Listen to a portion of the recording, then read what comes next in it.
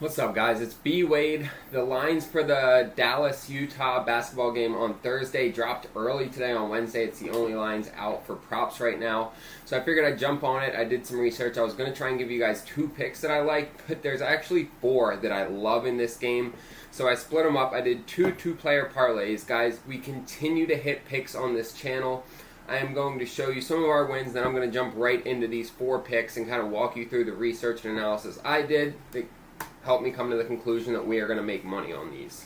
Just a quick look through some of our wins, and this is just for November so far, guys, but we have been hitting a lot of slips, crushing a ton of single game lines. Everyone in VIP is loving it, guys. We continue to make money, so there's always going to be a link down below in the description that you can check out. Join our VIP picks. I send out props as well as game market picks every single day. We've been profitable 34 of the last 35 weeks, and we continue to make money, guys. So I'm going to jump into these 4 players that I like. We're going to start with Klay Thompson over 15.5 points. So when you look just at this season, right, it's not super convincing. He's gone over 5 times, under 6 times. He just dropped 22 in his revenge game against Golden State. But he's coming up against Utah with the day's rest, and Utah's giving up the 26 most points in the league. When we come over and look what they're doing against shooting guards, they're giving up even more. They are 29th worst in the league, giving up 36. And so, okay, so what does that look like, right? We come and look at where Klay's scoring his points, and we all know Klay's a 3-point shooter, right? He's a spot-up 3-point shooter. He scores half of his points in this range right here, right? And so when we look at how Utah defends, they are 27th worst at defending that area where he scores. He scores his second most points in here, in the mid-range. Those are their 2 worst areas for defending, is where Klay exceeds. And so when we look at players that have a similar style to Klay, how they've done against the Jazz, they score on average 33% more than their average when they play the Jazz. So guys, I really like Klay in this matchup. He's averaging 14.5 a game so far this year. If you factor in that players are scoring about 33% more against the Jazz, players who play like Klay Thompson, when you add 33% to that, you end up with right about 20 points. So I am cashing in on that. I'm pairing that up with Collin Sexton over 20.5 points and assists. So we come here, we look. Again, he's only gone over this 4 out of 10 games this year. At the surface level, it's not super convincing. He has gone over 3 of the last 4 games, but there's a couple things. We're going to look at how he does against teams who give up the 10 most assists allowed defensively, right? And he's gone over this in 14 out of his last 15 games against teams that give up a lot of assists. We look here. Dallas does. They're 24th worst. They're giving up 27 assists a game. We look at how they do against shooting guards, and both of those metrics get worse, right? We go from 12th and 24th to now they're 16th and 27th. So they are worse at defending the shooting guard position than they are on average. Now we're going to come over and look at how they do in general, and he scores a lot of his points down here in the paint. Right, 30 and 34, so 64% of his points are scored in this range. When we look at how they are defensively, their 2 worst defensive areas, or actually their worst, and then this one's kind of in the middle because they're 16th and 15th here. But their worst area is where he scores the most. 34% of his points come in here, and they're 21st worst here. Players with his style score 26% more points on average against the Mavericks. So I am going to lock this one in, guys, on top of the fact that he's been playing better of late. He's gone over this in 3 of his last 4. If we look at his last 5 games, he's averaging 21 here. And players with his style are putting up about 26% more against them. So when you do that math, that would put him right at about 26. We only need 21 to hit this. I'm locking it in. So you see that on my screen right now, guys. I put this in on Underdog. Underdog is one of my favorite platforms out there. They are going to double your first deposit up to $1,000. Guys, that's up to $1,000 for free. All you have to do is use code BWADE, or you can just go ahead and use the link down below in the description.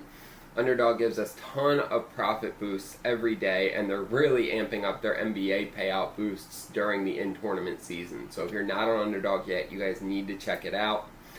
I am going to jump into my second parlay, and we're fading Lauri Markkanen's points and rebounds line. It's at 27.5, which is too high, and this is the reason I get out ahead of this the night before, because I really think that by tomorrow around game time or even in the evening, this is going to drop a point or two. So I want to get out ahead. He's only hit this in one game all year, and it was the first game of the year. His last 6 games, he hasn't hit it. We look at Dallas. They're middle of the road as far as points and rebounds. Well, rebounds are at the bottom, but points, they're in the middle. We come over to the power forward position, and they're a lot better at points and rebounds, right? Well, they get worse at points, much better at rebounds. Dallas defends the perimeter really well. Lauri Markkanen scores a lot of his points on the perimeter, and players who play with Lauri Markkanen's style, on average, do a little bit worse to the same as their average when they play Dallas. When you look at his average this year, it's 23. He needs 28 to hit this. I just don't see any value in the over here. I see tons of value in the under, and so I am fading him. And then our last pick that we're pairing up with that Markkanen is Klay over 3.5 3-pointers. Again, this is one of those that when you look at it at the surface, he's hit it 5 out of 11 games this year. Not really convincing, but you come over and you see, okay, Utah's giving up the 27th most 3-pointers allowed per game. They're giving up about 15. How are they doing against the shooting guard position? Right about the same. They're giving up 6 a game. We only need 4 out of Klay, who is a 3-point, connoisseur. That probably wasn't the right word to fit in there. But again, we come down here, and this is the same chart we looked at before, but we'll just look at it once more, guys. They are bottom of the league at defending the perimeter in all 3 areas, right? 25th, 27th, 20th. They give up a ton of threes, and Klay is going to feast. He's got a night rest. He just had a game against the Warriors where he fucking was on. He felt good. He dropped 6 of them, and he's still going to have that juice flowing through him. And so I think he comes out and he continues to feel good, and he plays with that momentum from dropping 6 on Golden State, and he hits that again. So this is what that one looks like. Again, we're getting 3x for that. Again, I put it on Underdog because Underdog has some of the best lines and the best payout boosts. So, guys, make sure to sign up on Underdog. If you're only using 1 or 2 fantasy apps, you are seriously, handcuffing yourself. You need to be able to shop lines to make sure you're getting the best lines. You need to make sure you're taking advantage of all the different promos they give you. Like, PrizePicks has Taco Tuesday, right? And then Underdog has a bunch of payout boosts. Better has 2 to 3 discounted players a day. Vivid Picks is giving us 1 or 2 free picks a week, as well as 2 discounted players every day. Like, when you take advantage of the promos on each app every day and you make sure you maximize them, it makes it really easy to be profitable doing this in the long run. But you have to be strategic about it. You can't just go through and say, oh, how's this guy done his last 5 games? Cool, I'm going to take him. That doesn't work. So I appreciate you guys watching this video. If you really want to take your game to the next level, you need to check out Daily Grind Fantasy. What it does is it helps you to take advantage of the discrepancies in line prices between different platforms. So, for example, Darius Garland's 28.5 PRA on Underdog, but you come across and it's actually only 26 on DraftKings, 26 on Bovada.